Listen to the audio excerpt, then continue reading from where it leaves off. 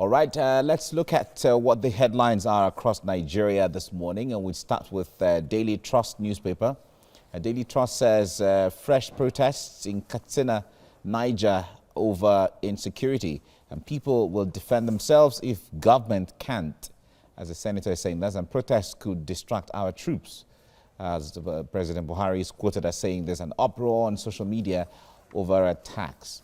All right, this will be a topic of interest when we open discussions. The Blueprint newspaper is next. A Blueprint says confusion in APC camp over Edo 2020. The Blueprint newspaper, Oshomole's suspension stands, appeal court affirms. Okay, and that's what you see on the front page of the Blueprint newspaper. And Obaseki draws battle line, quits a party. We're not aware of his resignation. The party is saying this. And Benin court shifts suit on party primaries to Thursday. And don't surrender party to Oshomole. PGF bosses warning there. All right, from the Blueprint, let's go to News Direct. Court upholds Oshomole's suspension as Ajimobi takes over party. That's what the News Direct says. And fear over health status of Ajimobi rises, and Oshomole intimidated by educated people. Obaseki is saying this, and PDP decides on waiver for Obaseki. Obaseki deputy, others dump the APC party. All right, those are stories on the front page of the News Direct. Now let's move to Daily Times. And this is talking about the aftermath of disqualification. Edo Governor, deputy dump APC. I'll pursue my second-term bid on another platform. Governor Obaseki is reported as saying this. We're not aware of Obaseki Shaibu defection, says the APC. And APC will go to court if PDP fields Obaseki. And this is by Oshomole. Okay. From there, let's go to the Leadership newspaper. Leadership newspaper says Ajimobi takes over as APC national chairman. And as appeal court affirms Oshomole's suspension from party. And Obaseki quits APC, says my political battle will deepen democracy. We're not aware of his resignation. The party is saying this. He'll soon join us, PDP. And so many other topics there or headlines there on the front page of the Leadership newspaper. All right, from there, let's go to the last one we're looking at now, which is the national economy. And it says Nigerian ports to be 90% digitized by March 2021. The maritime sector can contribute 7 trillion naira to GDP. This is by Hassan Bello. All right, that's looking to greater days ahead for the Nigerian maritime industry. All right. Let's get into the discussion now proper. I have with me Jide Ologun, and joining us on Skype to bring perspectives to this. Now, the story on the Daily Trust will interest you, Jide. It says fresh protests in Katsina, Niger over insecurity, and people will defend themselves if government cannot. As the senator is saying this. Now, talk to us basically about this, where people now have to protest as a way of expressing their displeasure with the way government is handling security. Because the point there is, anyhow you put it, security remains the sole responsibility of government. Like you even always say, it's a constitutional responsibility. Talk to us about this. Thank you, Mike.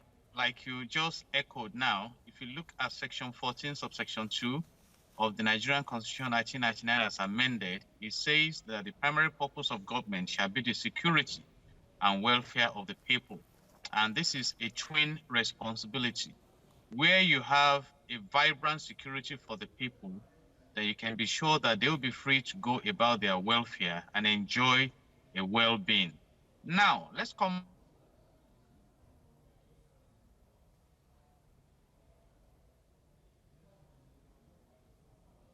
I guess we lost that line.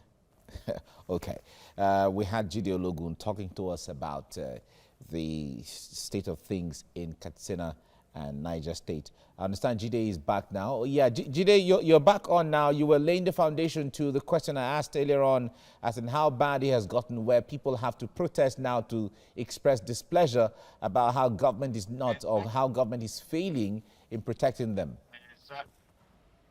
You know, my worry is that this is coming under President Muhammad Buhari, who was a military head of state in Nigeria, who is a retired general, a trusted military personnel who can handle the crisis that we have.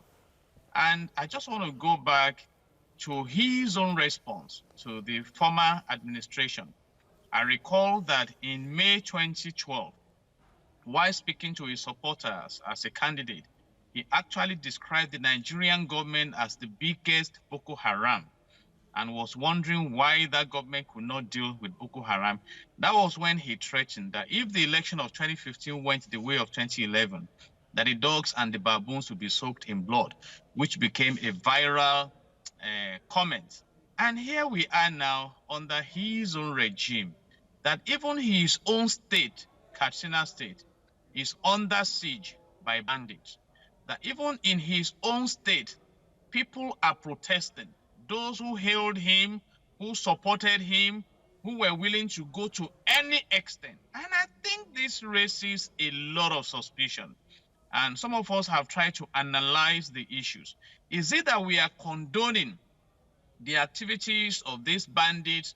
Because if you recall, Boko Haram itself started in around 2000 and has grown to the Islamic states of West Africa. ISIS is part of the project and it keeps growing. It has diversified into banditry, different forms of crime.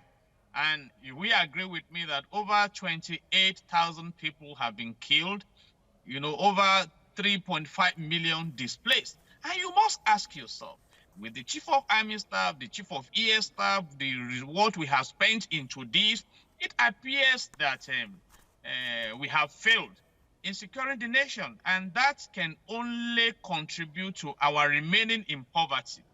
Then, let me go back in retrospect also, that the president told us when he was taking office in 2015 that Boko Haram has been technically defeated. So perhaps we need to go back to the dictionary and check what being technically defeated is. Because I'm worried. He is saying now that the people should be patient, that they should not distract the military, they should not, and you see, it's disturbing. My country is rated as a terrorist nation, people are dying, we claim to be diversifying the economy, and yet farmers are killed, you know, traditional leaders are killed, the economy is battered, we are in poverty. I say, I just hope. But you see, having said all this, I think I'm throwing back the baton to the National Assembly, though they have been expressing their concerns. They are the ones representing us in the National Assembly. When COVID-19 got to Nigeria, the National Assembly shut down. Can the National Assembly shut down because of the insecurity in this country? That's my position. They are the ones representing us. Or is it until people die, continue to die of anxiety? All right, so it's really worrisome for me. And I have said it, even the president himself has expressed his hope that he intends to be recorded on the golden side of history, that he wonders how history will record him. And this is worrisome. He has told us how foreigners infiltrate the nation with ammunition, but also we have opened our borders to foreigners. When these foreigners came in, we have registered them by e-device and different kinds of things. And it takes me back to what Mike Murdoch said, that you don't complain about what you condone. It appears as it is now that we are condoning this crime. And we've had enough of it, really.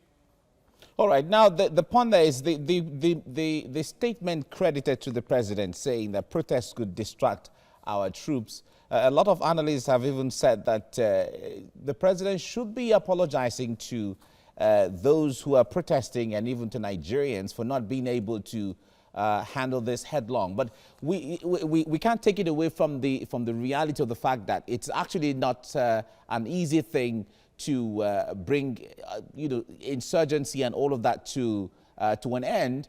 But when we talk about the issue of capacity, we keep saying that the Nigerian security agencies do not lack the capacity to handle either terrorism or banditry or headsmen and even kidnappers who are terrorizing the neighborhood and the society on a daily basis. How are we not able to balance this capacity and the reality on ground? I quite agree with you that we do not lack the capacity. And I will go back to content analysis. You must have read about the Maitasine, a movement that was led by Mohammed Marwa between 1980 and 1985 in the form of insurgency also. The government dealt with it. Some of us read and witnessed how this government dealt with the Shiite movement. And we saw it. We have seen how this government dealt with Nnamdi Kanu, with all the Python dance and everything. It all rests on the table of the commander-in-chief of the armed forces. As the president of this nation and commander-in-chief of the armed forces, with all the paraphernalia of resources made available to him, he bears the responsibility of ensuring we have a secure environment and prosperity. And again, I would like to echo the scripture this morning that when the people rejoice, it's a reflection of righteous leadership. But when the people moan and groan, it is a reflection of untoward leadership. So Nigeria does not lack the capacity. Okay. But then, please permit me to echo General Theophilus Danjuma, who retired, who said there may be an agenda of ethnic cleansing. Let me echo Chief Olusegun Obasanjo, and these are security experts who have managed this country. I'm really sorry, because of time, we have to end it here right now, but we really thank you for the point you are making. We really appreciate you, Jide Ologun, for your time on the program.